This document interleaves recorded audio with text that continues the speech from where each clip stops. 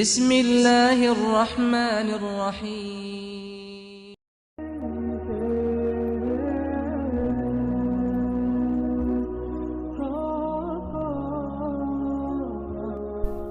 ایک عرب مسلمان لڑکی لندن میں زیر تعلیم تھی۔ ایک دن وہ اپنی سہیلی کے کسی تقریب میں گئی۔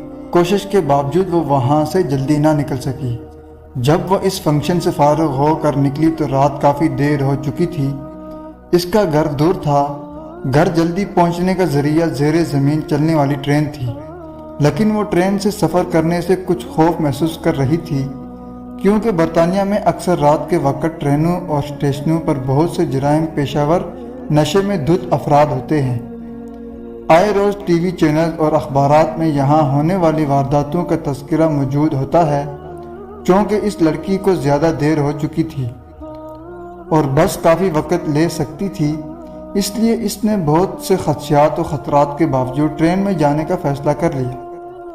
یہ بات پیش نظر رہے کہ یہ لڑکی دیندار نہیں تھی، بلکہ بہت زیادہ آزاد خیال اور لبرل تھی۔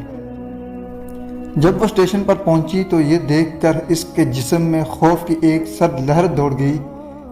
اسٹیشن بالکل سنسان ہے، صرف ایک شخص کھڑا ہے جو حلیے سے ہی جرائم پیشہ لگتا تھا۔ وہ انتہائی خوف زدہ ہو گئی۔ پھر اس نے ہمت کی، خود کو سنبھالا، قرآنی آیت کا ورد کرنا شروع کر دیا۔ اسے جو کچھ زبانی یاد تھا، اسے ایک عرصے سے وہ بھولی ہوئی تھی، سب کچھ پڑھ ڈالا۔ اتنے میں ٹرین آئی اور وہ اس میں سوار ہو کر بخیریت اپنے گھر پہنچ گئی۔ اگلے دن کا اخبار دیکھ کر وہ چونک اٹھی۔ اسی اسٹیشن پر اس کے روانہ ہونے کے تھوڑی دیر بعد ایک نوجوان لڑکی کا قتل ہوا اور قاتل گرفتار بھی ہو گیا۔ وہ پولیس اسٹیشن گئی۔ پولیس والوں کو بتایا کہ قتل سے کچھ دیر پہلے وہ اس اسٹیشن پر موجود تھی۔ میں قاتل کو پہچانتی ہوں، اس سے کچھ پوچھنا چاہتی ہوں۔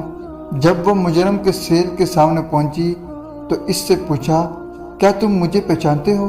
اس نے جواب دیا، ہاں پہچانتا ہوں، رات کو تم بھی اس اسٹیشن پر آئی تھی۔ لڑکی نے پوچھا، پھر تم نے مجھے کیوں چھوڑ دیا؟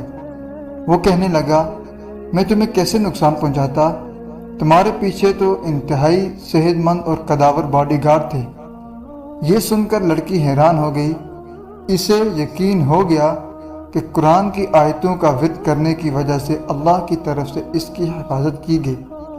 وہ واپسی پر اللہ کے تشکر احسان مندی کے جذبات سے مغلوب تھی۔ اللہ کی مدد اور نصرت پر اس کا بھروسہ مزید بڑھ گیا۔ اگر ہم اپنے دل کی گہرائیوں سے اللہ کو پکاریں اور اللہ کی تائید اور نصرت پر بھروسہ رکھیں، اللہ کی رحمت سے کبھی محروم نہیں رہیں گے۔